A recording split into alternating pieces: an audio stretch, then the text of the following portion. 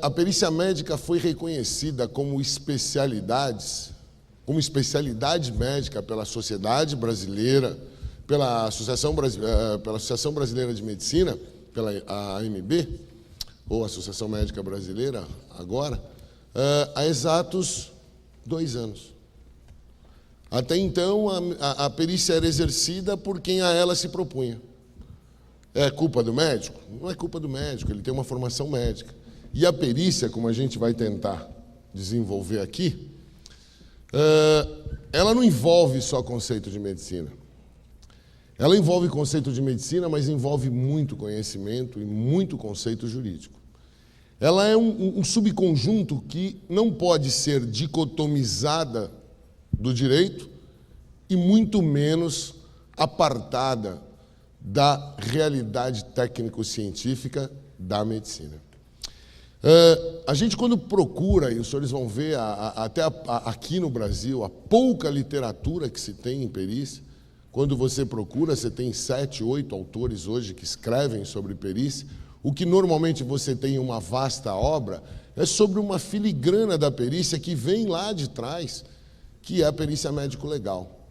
E é aquilo que você teve, por incrível que pareça, e eu costumo dizer isso para os alunos, você teve medicina legal? Tive. Não. Você teve medicina necrológica.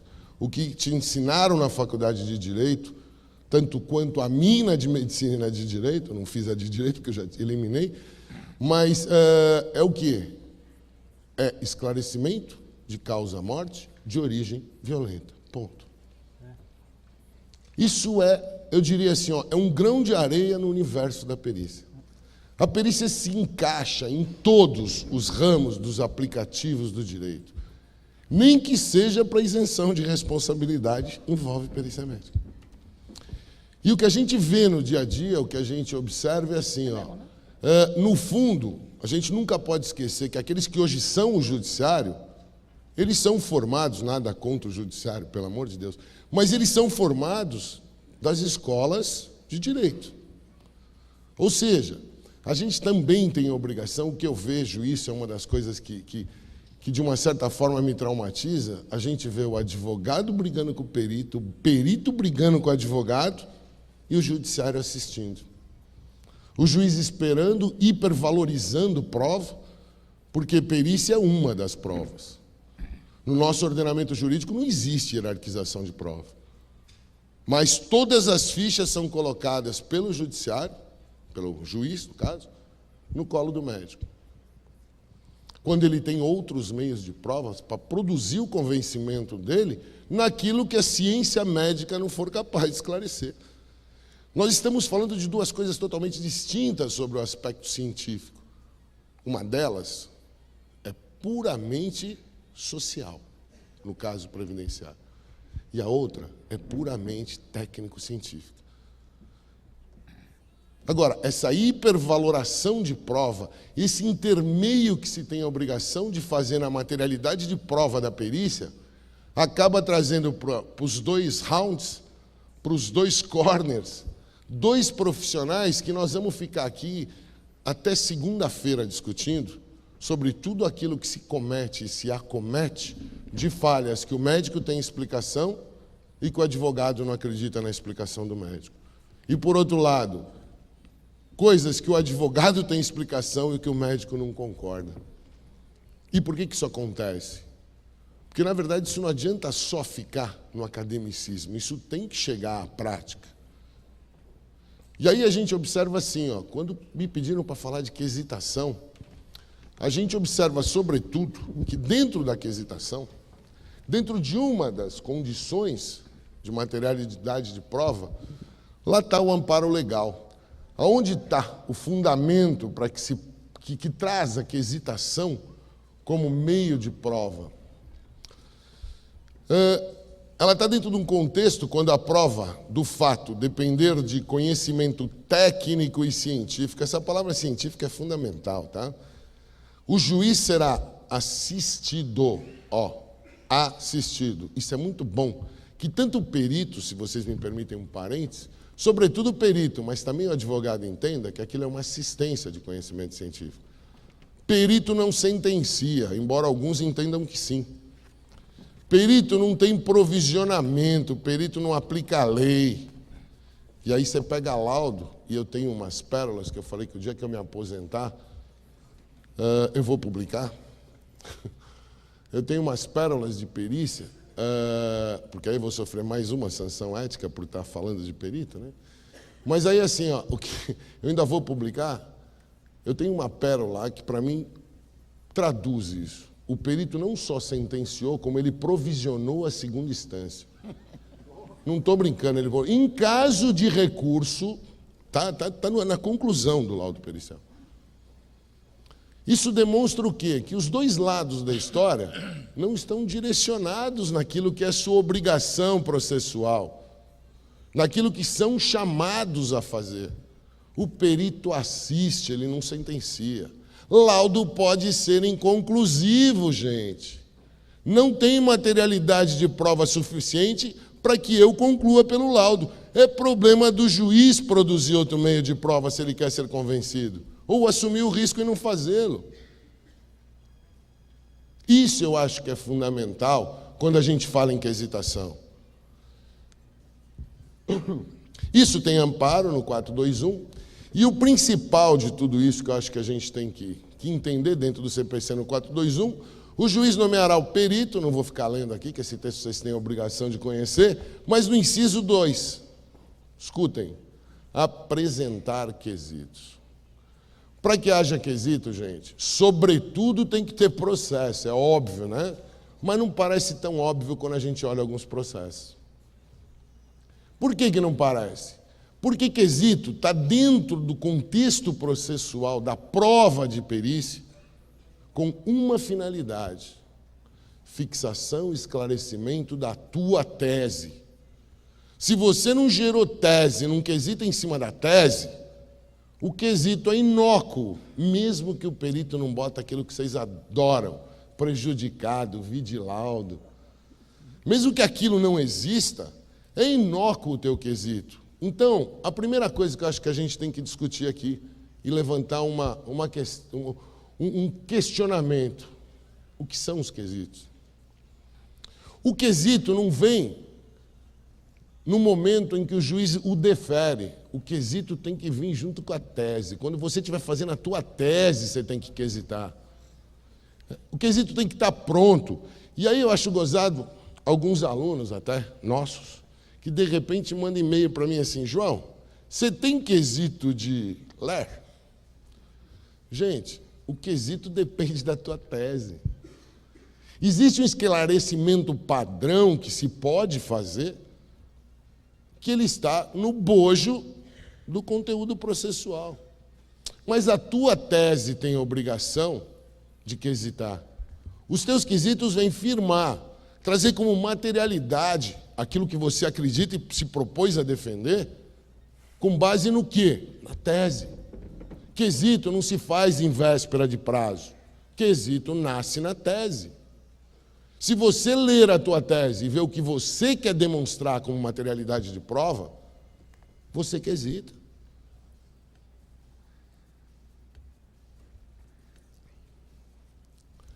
Quem os realiza? Na previdenciária a coisa é um pouquinho diferente, né? Porque muito poucos, apesar que hoje está sendo até comum, mas era muito raro, agora está sendo mais frequente, o assistente técnico, a figura do assistente técnico na via previdenciária. Quando é empresa, como o Hammer falou, ou às vezes até quando é segurado. Você tem a presença do assistente técnico. Tá, João, e quando eu não tenho? Quando você tem, o assistente técnico não tem que fazer os quesitos todos, ele vai te fazer os quesitos técnicos. Agora, os quesitos processuais globais, eles têm que ser inseridos, os técnicos têm que ser inseridos, mas mais aquilo, os que você se propõe para materializar o direito que você está buscando. Só para a gente discutir, eu falava com o Hammer isso, a gente até vai tomar, na nova condição, falando em perícia como um todo, do próprio PJE, né? Por lapso, por obrigação, ou por, sei lá, o que a gente pode chamar, não existe a possibilidade do perito assistente, senhores. embora exista previsibilidade de código, cerceamento de defesa, a meu ver. Só que não tem no sistema. Se a gente abrir, vocês vão ver que não tem. Só que assim, João, e foi a resposta que a gente teve do tribunal, assim, não, mas se ele é assistente da parte, o advogado junta. Tá, o advogado junta, só que a senha é do advogado. Como é que eu sei as peças que foram juntadas? Como é que eu sei o que cada parte juntou de peça no processo para que eu possa ter a minha visão da coisa? O fato do advogado juntar não é o problema. O problema é assim, eu não vou ter acesso a tudo que existe de materialidade de prova constante do processo, uma vez que eu não tenho senha para olhar ele. Vou pedir para o advogado emprestado? Nem sempre o advogado é meu amigo, nem sempre o advogado, e muito menos tem obrigação de emprestar senha. Se existe a previsibilidade legal do profissional, tem que existir a possibilidade dele ter ciência dos atos processuais. Ele está regularmente nomeado. Quem os realiza? Quem faz a aquisitação? Não é nem o médico, nem o advogado, são ambos. Cada um faz a sua parte e discute essa parte.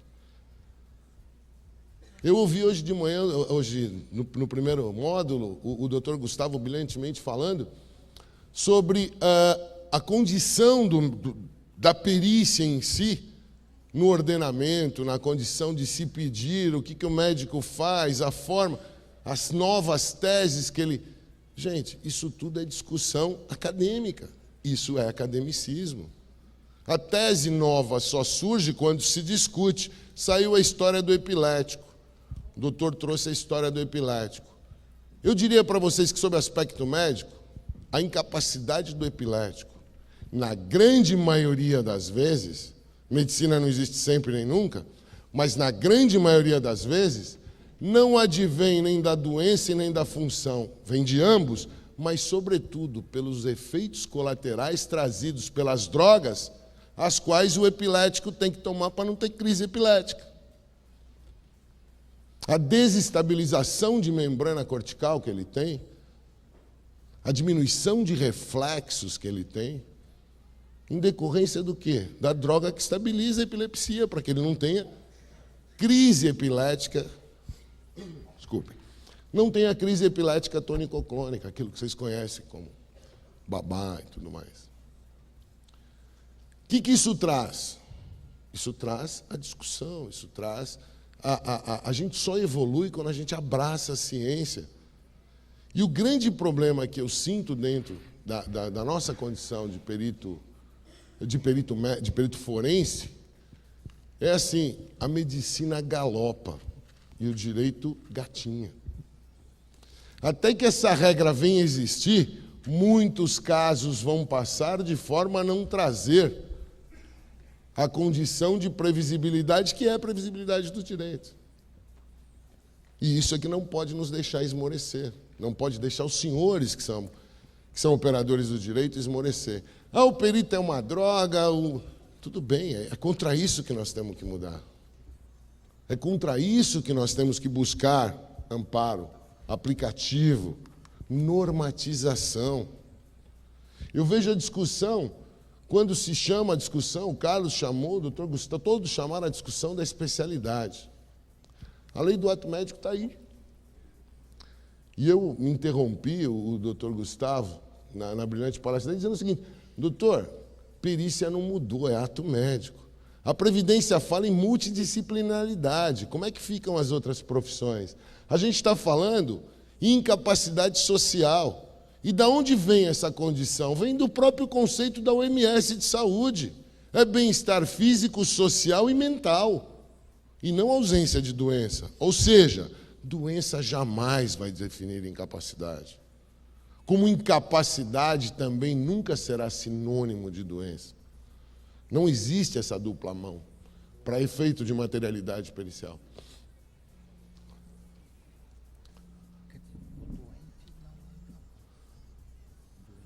Quem responde aos quesitos? Perito, que dentro do nosso ordenamento jurídico, um é o jurisperito, que é quem vai fazer o convencimento do juízo, e outro serão os assistentes técnicos. Agora, o advogado responde? Também responde, porque ele tem direito à impugnação. O que a gente vê nas impugnações, e aí eu diria assim, é uma falha desse conceito que vem das nossas faculdades de direito, se me permitem os colegas aqui presentes, é assim, ó, a impugnação, ela não versa sobre aquilo que a quesitação não firmou de materialidade de prova em função da tese. Eu diria para vocês que eu fiz uma estatística há pouco tempo e tem um artigo pronto, mais que 50%, mais de 60%, era 62% das impugnações acabam se devagando em condições pessoais do perito, em condições pessoais do processo. Por quê? Porque todo mundo confunde a função da perícia dentro do processo. A função da perícia é assim, ó, materializa a prova ou não materializa. Fora isso, não é problema da perícia. Aquela prova da tua tese que você pretende materializar, a gente chega ao cúmulo, e às vezes eu quase choro de olhar processo, que foi deferido perícia, que quando você fuça o processo, quando você toma ciência das peças que tem no processo, você diz assim, ó, para que perícia?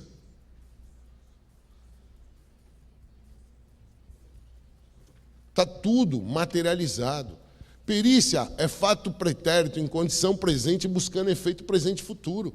Se eu não souber reconstituir esta condição e materializá-la, ela é inócua. E muitas vezes ela é prejudicial aos autos. Quando vocês, muitas vezes eu vejo impugnação, você bate na perícia, você esquece as próprias provas que você juntou. Você quesita em cima da perícia. Você não quesita em cima das próprias provas que você juntou, como, por exemplo, o médico lá atrás que assistiu e fez aquele diagnóstico. Não há como reconstituir um atendimento. Perícia não é consulta, gente. Ela não tem compromisso com tratamento nem com prognóstico. Ela tem compromisso com materialidade. Eu digo sempre para os alunos, perícia é filme, consulta é foto. Do monte de fotos eu faço um filme, mas o inverso eu não consigo. Às vezes você vem em quesito qual é a patologia, qual é o diagnóstico da patologia que o segurado ou que o reclamante possui. Eu não tenho que discutir isso.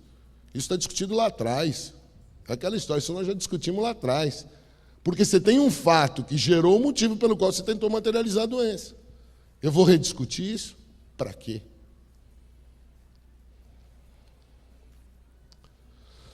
E aí a gente tentou levantar quais são os principais equívocos que se observa na perícia.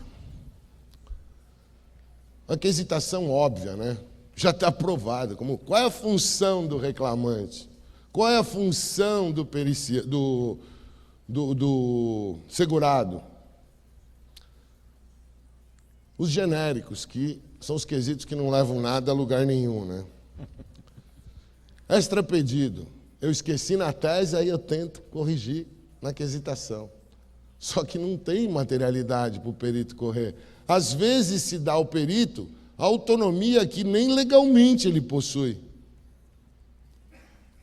Por quê? Por culpa da quesitação. Ininteligíveis, né? O cara conta uma história de 6 folhas e não pergunta nada. Eu tenho um monte de quesitos assim que eu posso até mostrar para vocês. O cara faz aquela afirmação do que ele quer provar, só que ele não interroga tecnicamente nada do que ele quer provar. Ora, se ele está repetindo a inicial, para quê? Para o perito, repita para o juiz, nem que foi razões finais. Sobre matéria não técnica. Verifique o perito se o reclamante, isso acontece demais, se o segurado trabalhava em regime de hora extra. Qual era a jornada de trabalho? A menos que isso tenha correlação com o fato da doença, com o fato do acidente, onde eu quero demonstrar que aquilo foi um fator, por exemplo, de esgotamento neuromuscular ou de concentração que levou ao acidente, buscando a culpa exclusiva, dentro do processo que isso se permita, Não tem razão, não é problema do perito isso. O que é comum, quem milita, nós estamos no previdenciário, mas não custa falar da trabalhista, né? O que é comum? O indivíduo perguntar quantos decibéis estava exposto o reclamante. Ótimo. É insalubre o que ele estava... Espera, quando se discute insalubridade por ruído. Gente, se eu não definir quanto ele fazia de jornada, isso não é matéria de perícia, é matéria para ser provada em audiência. 85 é o limite previsto pela portaria 3214/78 na NR15, inciso 3º. Só que 82 pode ser insalubre, basta que ele faça 2 horas extra por dia. Ou uma, dentro da permissibilidade de lei. Então, eu não posso passar uma nota de corte em cima daquilo que é positivismo só.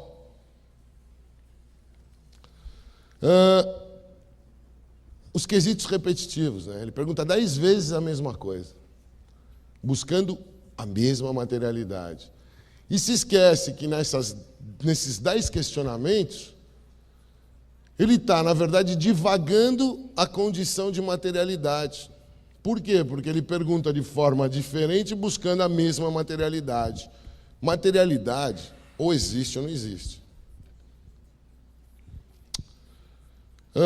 Os quesitos muito longos. Às vezes você pega meia folha de quesito e uma pergunta, quais? Ou você pega ao contrário, né? 164 quesitos. Você tem 4 que se relacionam com a tese, o resto absolutamente inócuos à condição processual. Muito vagos ou subjetivos, já aproveitando. Pode o perito verificar se em 2012 aconteceu? Gente, ou tem materialidade ou não tem. Como devem ser os quesitos? Prometo que já está acabando, Rui. De fácil entendimento, específicos para a tese que eu pretendo, objetivos, de matéria técnica, focados no alegado, na exordial, claro, focados na minha tese, curtos, direcionados à tese defendida, com base na materialidade que eu possuo. Ou seja, eu tenho que me referir na minha quesitação às provas que eu produzi já, sob pena delas ficarem esquecidas. Você vê, às vezes, o que traumatiza a gente é que na sentença o juiz cita o laudo. Quando ele cita por convencimento, é o ideal, é aquilo que ele, para isso ele pediu a prova. Mas, às vezes, eu já vi, os senhores já devem ter tido contato, com sentença que o juiz abre aspas e põe a conclusão do perito.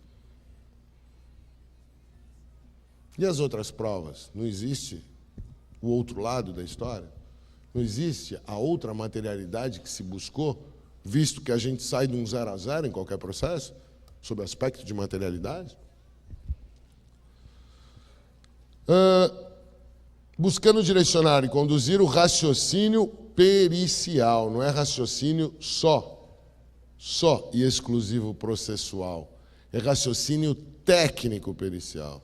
O processual é o contido, é o conteúdo disso. Agora, eu não posso me ater ao raciocínio processual como um todo se eu não desenvolver uma tese. E a tese vai ter uma parte técnica. A perícia é a materialidade desta parte técnica da minha tese, só. Demonstrando fatos relevantes ao raciocínio pericial. O que é isso? Referência aos fatos ocorridos e que você já trouxe ao processo. Porque, senão, no momento em que o perito conclua divergente daquilo que você gerou, ou aquele direito que você busca na prestação de serviço jurisdicional, eu simplesmente joguei fora todas as minhas provas que existem além daquelas de materialidade. Isso aqui eu gostaria que, se eu conseguir que os senhores, dentro desse raciocínio, entendam, ou concordem comigo, não existe quesito coringa. Não adianta eu tentar, da forma que eu quiser, aproveitar quesito de um lado para o outro, de um processo para o outro. Nem quando a patologia que eu tenho, a materialidade pretérita, for igual. Porque a função não é igual, o indivíduo não é igual, e você nunca viu um coração andando sozinho na rua. Você nunca viu uma doença sozinha. Ela está assestada a um indivíduo. E esse indivíduo tem outras condições sociais e pessoais que tem que ser valorada na prova de materialidade pericial. Uma coisa é uma insuficiência, sei lá, respiratória no indivíduo de 18 anos por asma. Outra coisa é essa mesma asma numa velhinha de 70 anos. Doença é a mesma. Doença não é sinônimo de incapacidade. Não existe esse binômio que se tenta travar, até por parte daquilo que a gente busca materializar. Não existe, quando o cliente te procura, você olhar e dizer assim, nossa, o senhor tem câncer, então o senhor tem direito a benefício. Nós acabamos de ver ali, nas aulas, nas palestras anteriores, e o doutor Gustavo muito enfatizou, e o Carlos veio e enfatizou, a história do quê? O positivismo. Eu não classifico. Infelizmente, a lei tem que ter um norte. Mas a nossa função, a função de vocês, enquanto operadores de direito, é dar o norte no rumo certo. E não aceitar o norte. Todo cara que tem neoplasia é incapacitado. A gente tem que entender que nem sempre o fato de você traduzir para o indivíduo uma condição alimentar, que é o que se busca em benefício, traduz a felicidade social daquele indivíduo. Por isso, da visão que a gente tem, que eu particularmente assumo que tenho, de sempre se optar pela readaptação. Desde que ela seja possível, óbvio. Mas a readaptação não tira do contexto social o indivíduo. Porque aquele indivíduo, independente de ser segurado e aposentado, ele é pai, ele é avô, ele tem que ter utilidade social. E se os senhores me permitem, só como uma citação, foi feito um trabalho na Universidade Federal do Amazonas, demonstrando assim, depois que o indivíduo se aposentava, as perspectivas e estimativa média de vida desses indivíduos e a mudança de hábitos pessoais dele. Na aposentadoria, sem se falar em patologia. Aposentadoria por tempo de serviço.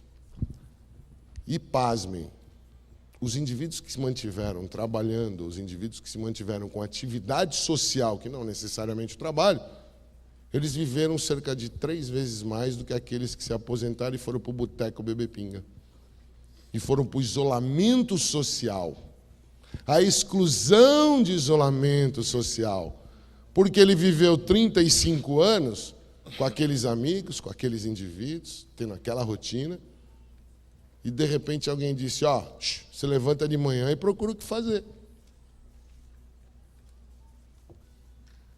A gente não pode confundir benefício com favorecimento.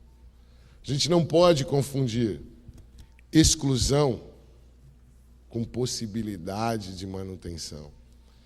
Dentro da perícia, eu acho que é fundamental que a gente entenda, sobretudo assim, materialidade de prova. Ponto. Uma das grandes falhas que eu vejo, se vocês me permitem, dentro da materialidade de prova chamada perícia médica, falo só da perícia médica, é a falta do próprio saneamento processual do juízo. Aonde ele pede uma prova e não direciona o que ele quer.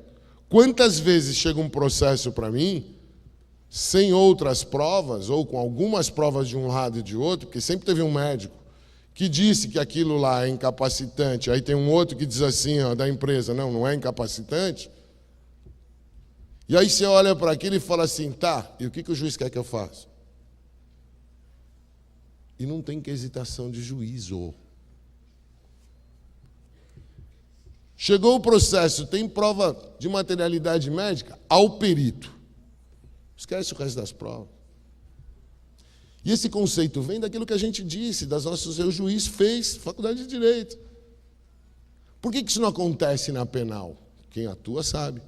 Porque a quesitação do esclarecimento de causa-morte de origem violenta, dentro da Superintendência de Polícia Científica, dentro do IML, tem quesitos padrões fora os que o delegado pode fazer, quando ele encaminha para o IML. Foi constatada a morte? É de origem traumática? Esses quesitos já norteiam o que o perito, no caso o legista, médico legista, vai buscar. Isso eu acho que a gente tem que começar a se preocupar, porque senão nós vamos estar daqui 10 anos, 20 anos, o perito falando do médico, o médico falando, o advogado falando do perito, o perito falando do advogado, e as coisas não vão mudar. Por quê? Porque o ser humano continua o mesmo. As doenças são descobertas, mas as patologias de maior incapacidade, que trazem a possível incapacidade, elas estão aí descritas. A aceitabilidade, os critérios deverão ser científicos e vistos como ciência. E aí, eu retrouxe aquilo que não foi preparado. Vocês viram começar a aula. E brilhantemente ele já enunciou. A gente começou e terminou com a mesma visão, que eu acho que esta é a visão nossa. Quando duas pessoas falam, se elas não definirem do que falam, se corre o risco de ambas estarem falando a mesma coisa de formas diferentes. O que é essa definição? É aquilo que você vai buscar de prestação jurisdicional. O que é essa definição? É aquilo que eu vou buscar, principalmente, de materialidade. Se eu não definir a minha materialidade, eu não consigo utilizar nem as provas que eu tenho. E pior, eu desprezo as que eu as tenho já, definidas no próprio processo. Senhores, espero ter trazido alguma coisa. Não ultrapassei muito não, né, Rui? Alguma coisa de novo. E lá no curso, lá no Legale, normalmente a gente, dentro da cadeira de perícia médica, discute isso com mais... cada tópico desse com mais tempo, que eu acho que é fundamental, de alguma forma, se dar uma formação, não é médica para o advogado e nem jurídica para o médico, mas que a gente consiga afinar o que é ciência do que é positivismo, porque é assim que a nossa sociedade vai evoluir. E não desanimem com os laudos mal feitos, com os vídeos prejudicados, sem contexto, porque a nossa função, tanto como juristas, tanto quanto como operadores do direito que os senhores são, é sempre aquilo que o Carlos falou. É brigar com aquilo que não nos satisfaz ou atropela o que é direito de alguém. Obrigado.